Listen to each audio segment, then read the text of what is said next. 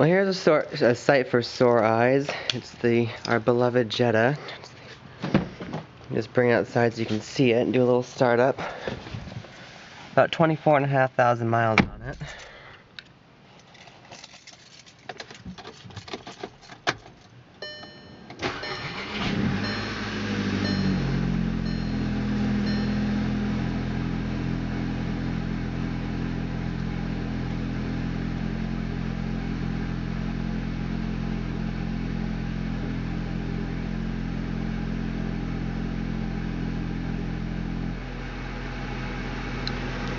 If anybody knows why it makes that really loud noise and then backs off, I'd love to know. I mean, I've never really worried about it, but it's just always something the car's done. Strange little behavior.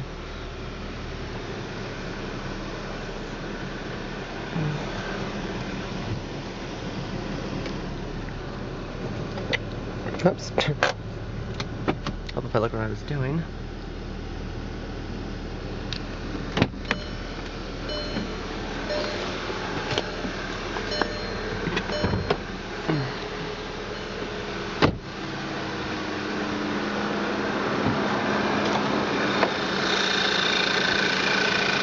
Oh, this is dirty.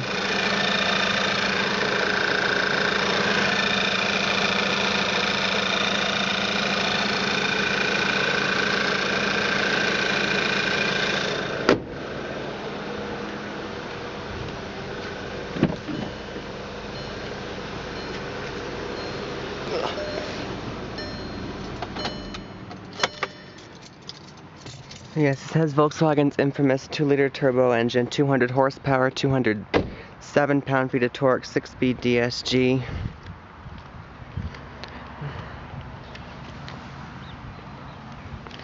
I know you guys haven't seen the Jetta in a really long time. I just figured I'd let you know how it was doing. Most of you probably know that it was just in a car accident. It still hasn't been fixed yet.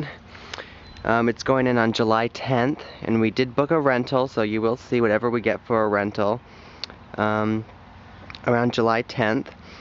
So I just wanted to give you an update, and basically, after having it a little over 2 years, just talk about it for a little bit, because I don't really know what else to do with it. I did a test drive video a couple months ago, when we put the all seasons back on as opposed to the snow tires. But anyways, we got this car in February 2010 because my brother's Taurus died, and no, that's not why. That's why I got the Focus. The Contour wouldn't pass inspection, so Mom and my brother didn't have a car, so Mom was like, well, my Taurus is old, so she gave the Taurus to John, and she bought a new Jetta. And a little over 2 years later, here's what's gone wrong with it. Pretty much the only thing that's gone wrong with it is the car is on its 3rd fuel pump. I guess I looked on the GTI forums to see if there was anything, up with the 2-liter turbo engine. And apparently, those have I don't want to say high failure rate, but I guess it is a sort of common problem for the 2-liter TSI. So that kind of sucks. And the way you can tell that the fuel pump's going is the car's hard to start. It takes a long time to turn over. And when they hook it up to, the thing, they can see that it's not maintaining proper fuel pressure.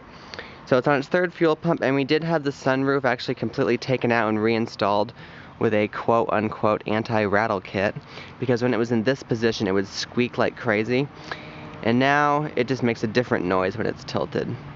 So that's annoying, but I never leave it open, only Mom does.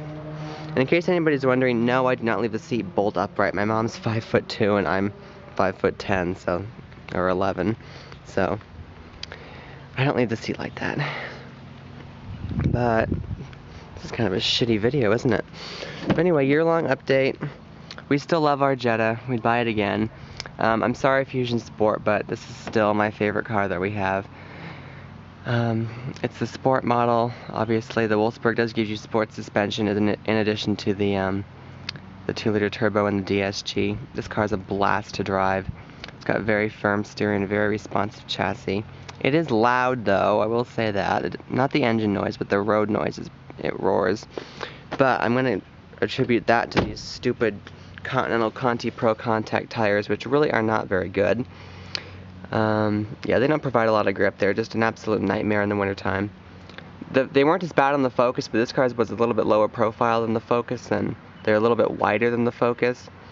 So, but yeah, they're terrible in the wintertime. They're loud.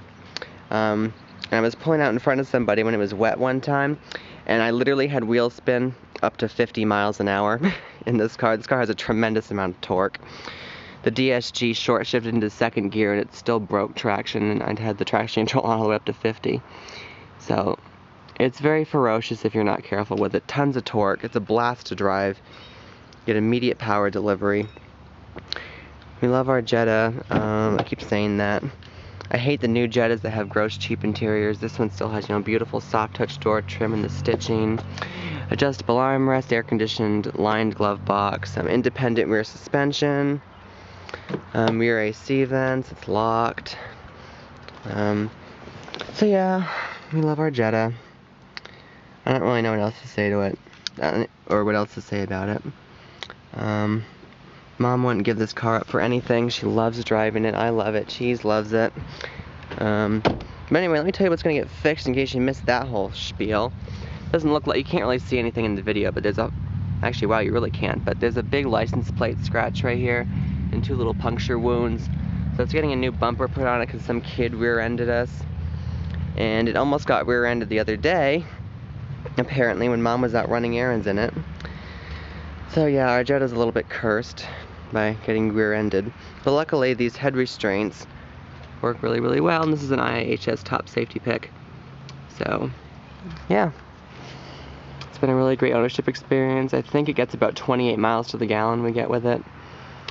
The seats are supportive and comfortable. There's no wear. Oh, that's another thing I wanted to mention. This leatherette upholstery, which sounds cheap, but it's actually really, really durable stuff. I really, really like it. Everybody thinks it's leather.